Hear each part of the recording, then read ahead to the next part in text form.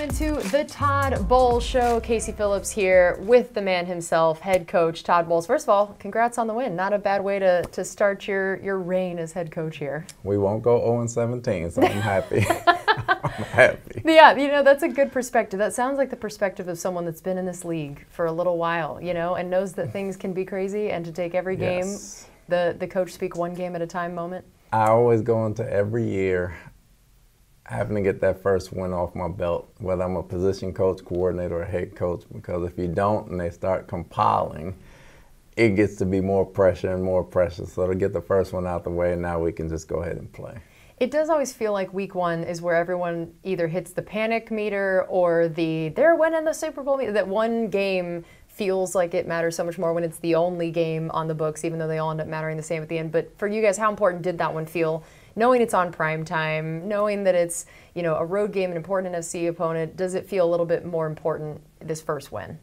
It was important because when the schedule came out, you know, the first 4 games supposedly were the gauntlet games, and going down to Dallas after the way we played the game last year, an exciting game last year, we turned it over 4 times. We had 11 penalties, and the game came down to the end. We understood what we wanted to do and what we wanted to accomplish. We didn't still accomplish everything because we didn't score in the red zone, but we moved the ball up and down. We cut down on the penalties, and we cut down on the turnovers, and it was a lot different result.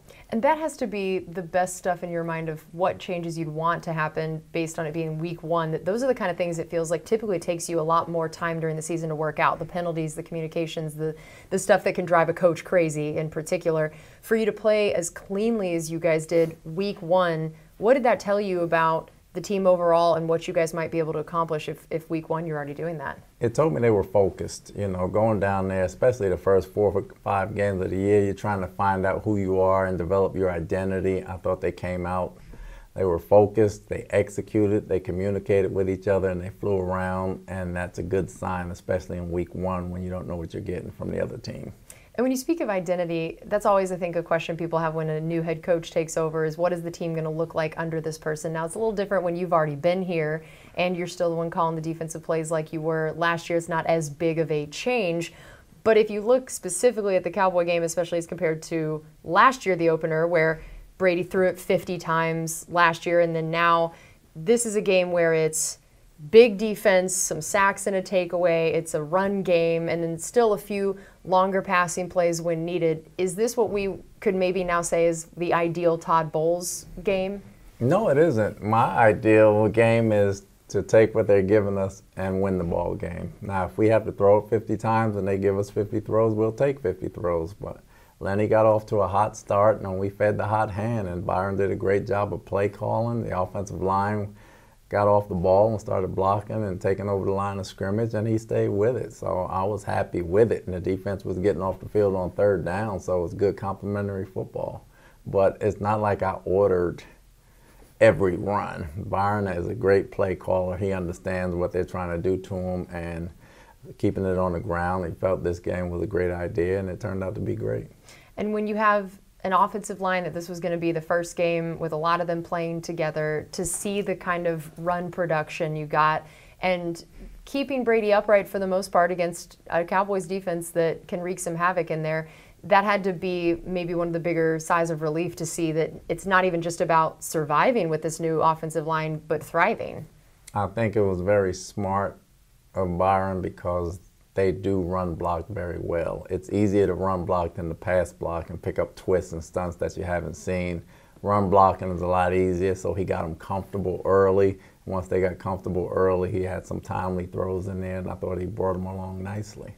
What did you think particularly of Luke Goedeke and Robert Hainsey in their first starts?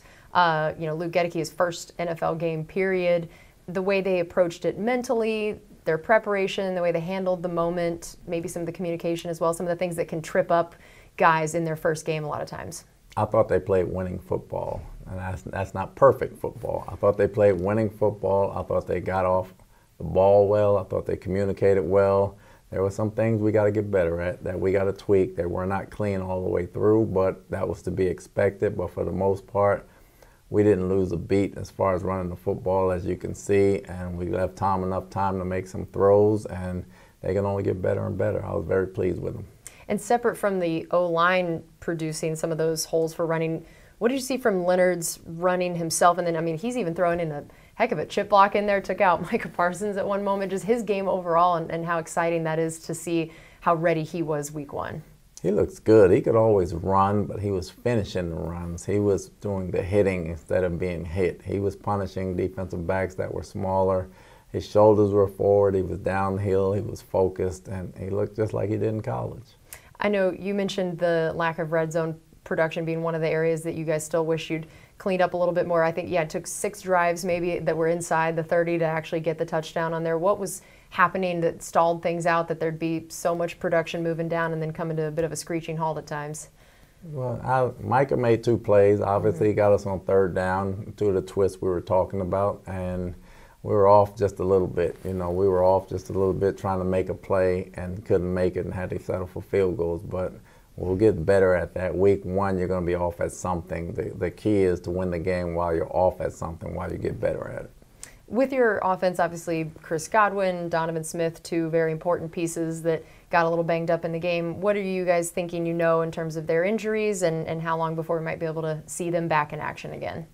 Well, we're hoping that it's not as bad as they initially said it would be. And those guys, they work hard. I know they'll get back as soon as possible. I think Donovan's will more be a pain tolerance thing. And Chris, it was a low ball. He kind of bent down to get it, and that kind of tweaked something in it, but I don't think it was as serious as it was, so I think we'll get him back sooner than we thought we would. And Julio Jones, our first look at him in a Buccaneers uniform. I think Bucs fans enjoy that a lot more than what he did as a member of the Falcons to us. And people also wondered, how old or young he was going to look out there. Where is he in his prime? And here he's out there running jet sweeps, and he's long deep balls. Like, this guy looks like Julio Jones of the youth. He looks good. Yeah. I mean, he looks good. We see it every day in practice. He looks good. He couldn't wait to get out there. He's a heck of a receiver. He's a heck of a player. He's very smart. He blocks. He'll do all the little things, and he helps the receivers out from a mental standpoint, and he's just a joy to be around. So we're happy to have him. All right, we are going to take a quick break, and then we are going to be back here with more of the Todd Bowles Show. Welcome back into the Todd Bowles Show. Casey Phillips here with head coach Todd Bowles. We talked a lot of the offense the first bit. Of course, we have to mention Mike Evans and that incredible touchdown catch, a couple other long bombs. Getting to watch him and Julio Jones, and of course when you have Fournette going, but just the complementary style and the way that they can still stretch that defense. What did you see from Mike's game and that play in particular that just makes you really happy he's on your side? Well, Mike makes those plays in practice like every day, so it's kind of a normal thing for me to see it, but to do it in the game on Sunday night, opening week, it just shows everybody how special he really is. And special teams, that was the unit that had been interesting during preseason, getting a chance to watch new rookie Jake Camarda get his first action out there, and then the kicker battle that had happened that Suck Up ended up winning. I know there were a few games in the preseason you weren't thrilled with the coverage units completely in their performances. So looking at all 3 dimensions of the special teams, week 1, how did you feel? I thought that was the best they played in a long time. I thought they were physical. They flew around. They got after Turpin. They had some great hits, some great tackles. They tried to block till the end of the play. I thought that was the best they've played in a long time. I was very happy with that. That's great. And now on the defensive side, Dallas never got inside the 30. Dak finished with less than a 50% completion rate for just the 4th time in his career. Held them to 244 yards, and of course they're last year's highest scoring team, and you end up with 3 points. That has to all of that has to be music to your ears week 1 of that. This is a good test typically for a defense, and all of those stats show just such a complete picture. What do you feel like overall led to such success on that side of the ball? I think the preparation and the communication. I think we had more time to practice with each other now that COVID's over. I think the communication's been great from day one. The preparation these guys have becoming more professional with Devin and Levante in the middle, Vita and Hicks up front leading them, and Logan and Antoine in the back, and all those guys meeting together, going over the game plan.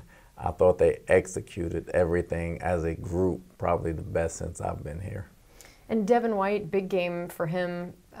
8 tackles, 2 sacks, almost an interception that I'm sure you probably told him should have been one. Is that accurate? Of course. Of course you did. Of course you did. This is what I've learned. Anytime I see somebody almost get an interception, now I'm already like, ooh, he's going to hear about that. Defensively, you should always catch the ball. It's going to be a tough throw anyway because it's not intended for you. Right. So every ball you get is not intended for you. So don't tell me that it was a bad throw or that it was this or that. All the throws are going to be bad or they wouldn't come to you. Yeah. So you have to make the play no matter what. That's pretty funny. But yeah, outside of that, yeah, 8 tackles, 2 sacks, great game for him. Is this the Devin overall in that game that you essentially want and have come to expect after these last few years? It was his best game, not because of the stats, but because he ran the show from a quarterback standpoint. He made the adjustments. He played within the scheme. He understood and made people around him better, and he still made his plays within the scheme. So that's the Devin that we're accustomed to seeing, and he took a big step in his leadership role and maturity standpoint in this game, and it's just got to continue every week. And I saw Levante also flying around in the way that Levante can, getting his hand on a few balls to break up passes. And how did you see the two of them working together? And maybe is it even something we've talked about with Akeem Hicks and Vita Vea being up there, the way they were going to be able to free up Devin and Levante to do a few other things? How did you see Devin and Levante and what they were able to do be a little bit maybe even different this time as compared to years in the past?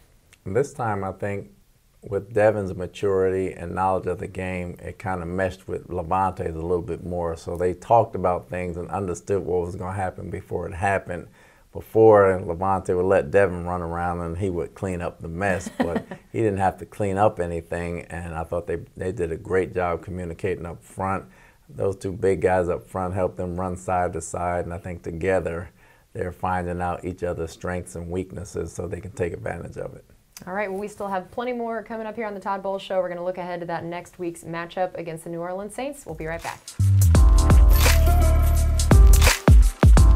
Welcome back into the Todd Bowles Show, and your guy, Antoine Winfield Jr., getting an interception. I know that had to make you happy. And just in general, I mean, the defense has generated 83 takeaways since you came in to take charge here. It's the third most in the league. That this is something that you are good at helping set them up to do, and that I know is an important stat to you, that takeaways are really big. So how great was that to get the season kicked off with one, and tell us about the play that led to it for Antoine?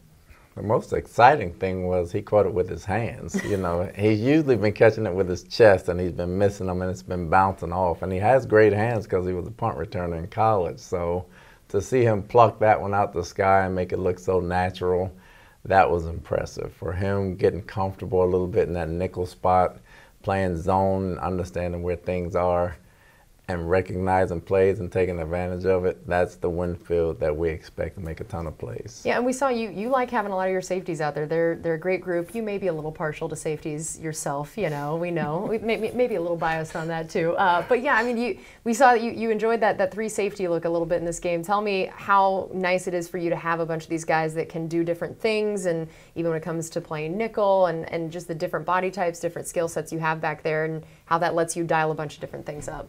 I like it depending on the game plan. Actually, you know, I like the 3-corner look with a corner that can play some safety. And, you know, we have big plans for Sean to be back there and do some things. In this game, it required 3 safeties, with Winfield being one, Logan being the other, and Mike being the other one. But all 3 are interchangeable.